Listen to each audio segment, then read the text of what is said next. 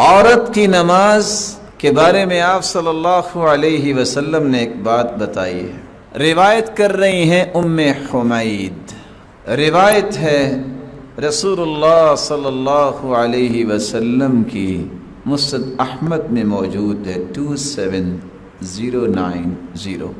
اللہ کے رسول کے پاس یہ آ گئیں، کہتی ہیں یا رسول اللہ صلی اللہ علیہ وسلم انی احب الصلاة معک، میرا جی چاہتا ہے میں آپ کے ساتھ نماز پڑھوں۔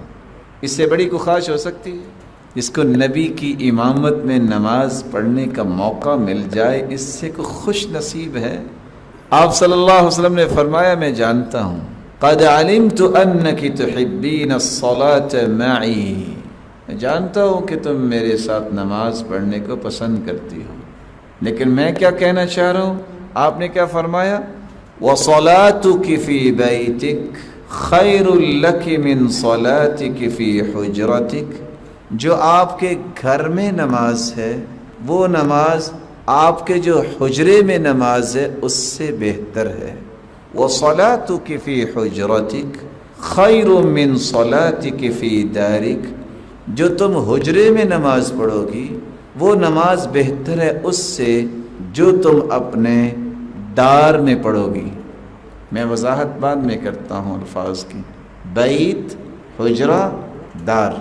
پھر آپ نے فرمایا وَصَلَاتُكِ فِي دَارِكِ خَيْرٌ لَكِ مِنْ صَلَاتِكِ فِي مَسْجِدِ قَوْمِكَ، جو تم اپنے دار میں گھر میں نماز پڑھو گی وہ کسی مسجد میں جا کے پڑھو گی تو اس سے بہتر ہے۔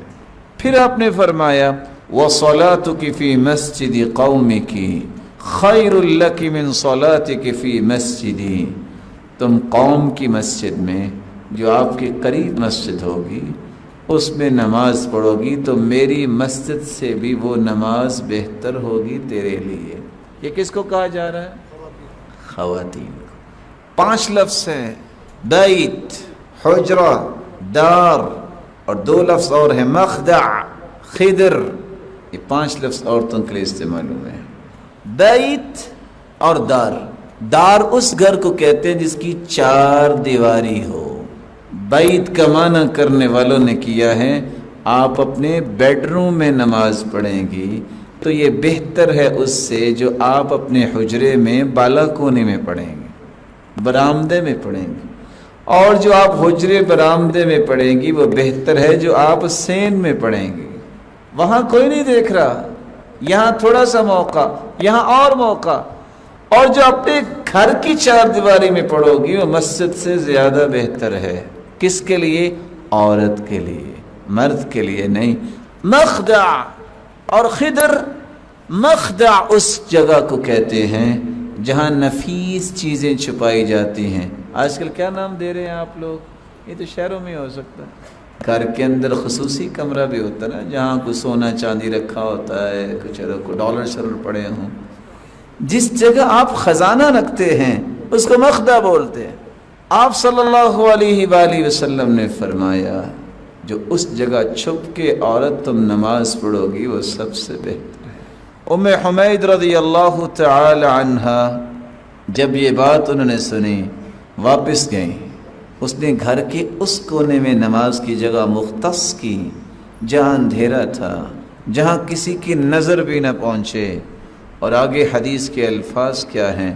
رسول اللہ صلی اللہ علیہ وسلم کی صحابیہ فَكَانَتْ تُصَلِّي فِيهِ حَتَّى لَقِيَتِ اللَّهَ عَزَّ وَجَلَّ، پھر اس نے وہاں ہی نماز پڑھی یہاں تک کہ اپنے رب کے پاس چلی گئی۔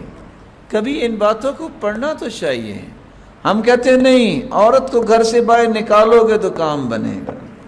عورت کو بازار کی زینت بنانا، عورت کو 4 دیواری سے باہر دھکیلنا ظلم بھی ہے، پریشانی بھی ہے، اور شریعت کی مخالفت تو ہے ہی ہے، خاندانوں کے توڑنے کا آسان طریقہ بھی ہے۔ کاش ان مسلمان عورتوں کو بھی یہ بات سمجھ آ جائے کہ مسلمان عورت کی عزت اس میں ہے کہ وہ گھر میں قرار پکڑے۔